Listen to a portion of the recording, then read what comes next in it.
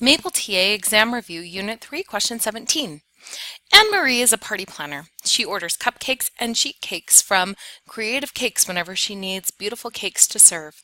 One sheet cake serves 24 people, and 2 dozen cupcakes serve 24 people. For the Campbell's bridal shower, she ordered 10 dozen cupcakes and 6 sheet cakes and paid $232.60. For the Martins' 50th wedding anniversary, she ordered 6 dozen cupcakes and 14 sheet cakes and paid $334.56. She is planning a graduation party for her niece's high school class. She wants the party to be nice, but she has offered to pay for the cakes herself, so she wants to choose the most economical plan. Anne-Marie estimates 250 people will attend the party. Select the most economical choice below. Okay, so it looks like they just want to find out how much it will cost for cupcakes and sheet cakes. So I've thrown out a couple of things over here, just kind of written it down. Sheet cakes serve 24, cupcakes serve 24 if it's a 2 dozen. Campbell's, they had 10 cupcakes, 6 sheet cakes, this how much they paid. Martin's were this much, and that's how much they paid. So the first thing I want to do is create a system of equations using the Campbell's and the Martins. So I see here we have 10 dozen cupcakes and 6 sheet cakes and a total price. So because we don't know how much were for the cupcakes and how much were for the sheet cakes, I need to use some variables. So I'm going to do 10, and then that's multiplied by the cost of the cupcakes. And so I'm going to use a C, just because I can, and it'll stand for cupcakes. If you're more comfortable with X and Y, that's fine, but I decided I'm going to do something different. Now I'm going to add this to 6 times the price for sheet cakes, and I'm going to use S for the sheet cake. And it cost a total of $232.60, or 0.6. For the Martins, she ordered 6 dozen cupcakes, so I'm going to do 6 times C plus 14 sheet cakes, or 14 times S, equals $334.56. And then we're going to solve this by, we could do the elimination method or the substitution method. Since the book did the substitution method, I'm going to go ahead and stick with that one. So I'm going to take one of these and solve for S or C. It doesn't matter. I'll just go with the first one, and I'll solve for, oops, that's not what I meant, copy. Let's solve for S, just because. So we're going to subtract 10C and do that from both sides. And that leaves me with 6S on the left-hand side, and then negative 10C plus 232.6 on the right-hand side. And then I need to continue solving for S by dividing both sides by 6. And so I'm going to copy and paste this here and divide by 6. Every single term, divide by positive 6. And divide by positive 6. So on the left-hand side, I'm left with just S. So S equals, and I'm going to leave this as it is so that we don't round until the end. Okay, so then we take that and substitute it into the other equation. So we're going to take this one here and copy and paste down here, and then every time we see this S, we're going to substitute in what we found, and I use parentheses so this all goes in there. Copy and paste here, and then we're going to use the distributive property, so multiplying in the 14 here, and let's go ahead and get rid of these fractions as well. So once I multiply this 14 in, we will end up with some decimal and fraction combination. And the reason I couldn't get rid of it here is it would go backwards. And so I want to solve here. So 14 times negative 10 let's get this out of here. So 14 times negative 10, no, we'll just replace this. Gives me negative 140 over 6, and we'll put the C at the end. There we go. And then we need 14 times 232.6. I'm going to use my calculator here. And 232.6 times 14 gives me 3,256.4. And that's still divided by 6. I could go ahead and just work with these fractions or decimals, but where some of them are going to be repeating, I would rather not, because then we would have to keep track of that in Excel. So I'm going to leave these as is and just get rid of those fractions by multiplying the entire equation by 6. Because if I multiply it by 6, the denominator will go away on both of those. So let's just multiply it by 6 and get rid of it. So that gives me, let's pull this down here, 6 times 6 is 36. 6 times 140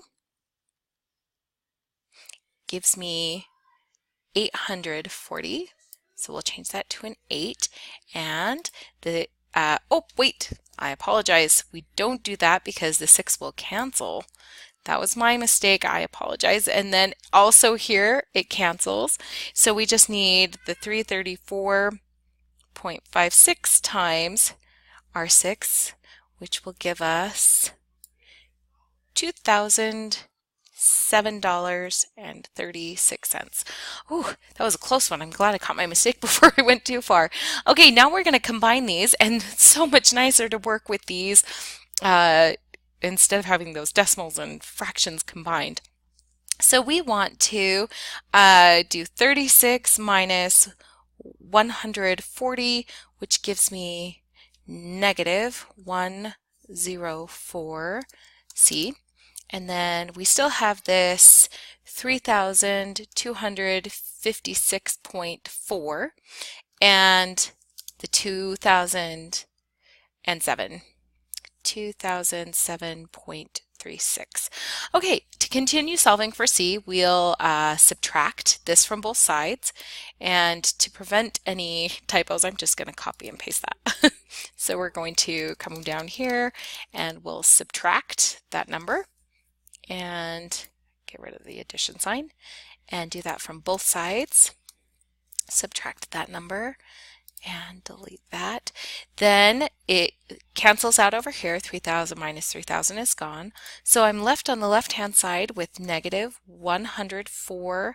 C standing for 1 dozen cupcake, the cost of one dozen cupcakes, just as a reminder for us there.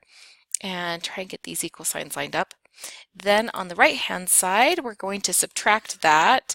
I'm going to come over here and just do a little bit of that in here. So we have 2007.36 minus 3,256.4, and to get it to calculate like a calculator, we get the equal sign, and then I can just copy and paste this in.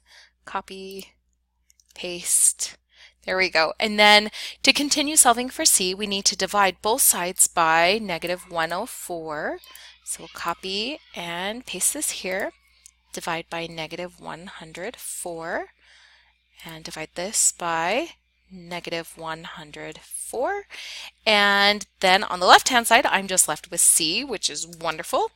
And we'll take this number and just cell reference equals this divided by negative 104, and press enter, and we get C equals $12.01 for, this is for 1 dozen cupcakes. Even though over here it talked about how 2 dozen serve 24, we made C stand for 1 dozen because of the information they gave us. So 10 dozen cupcakes, which because we did 10 times C, that means per 1 dozen cupcakes. Okay, so now we can use the other equation here and find the S, or the price per sheet cake. So the opposite one that we didn't, oh, right here, S equals this. We're going to copy and paste it down here and then substitute this in for C. We're going to reverse those two. We're going to divide by 6 and then multiply by C. And then we're going to substitute that in. Actually, I think you're okay with that. So we'll just, I'm not going to show another step because that was from the previous example, or the previous work we did up here. Okay, so we're going to substitute our 12.1 every time we see the number or the letter C, the variable, and then I'm going to copy and paste this into Excel, and hopefully, there we go. We'll do this, paste it in here.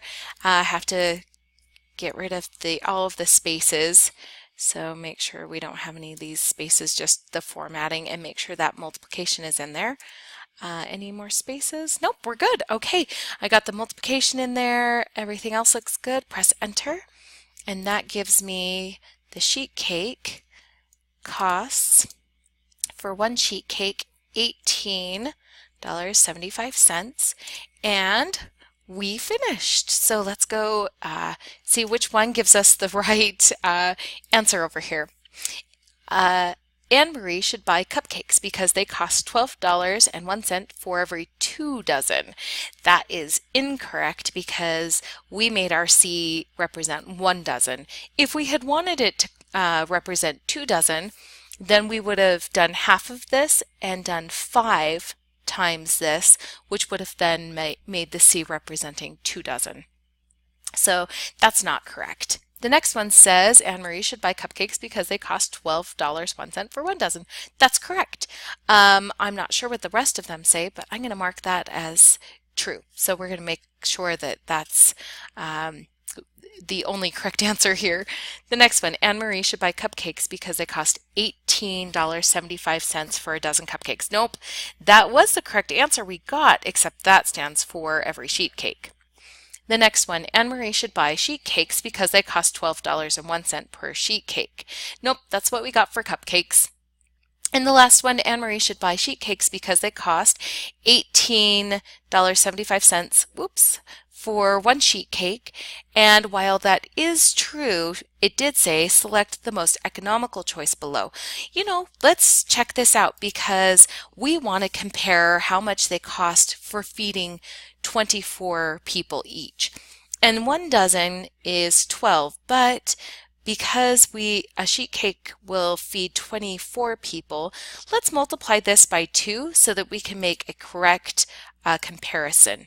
So equals this times 2. Now this will feed 24 people and this price will feed 24 people. So the most economical between these is actually going to be the sheet cake because this will only feed 1 dozen people and this will feed 2 dozen or 24 people.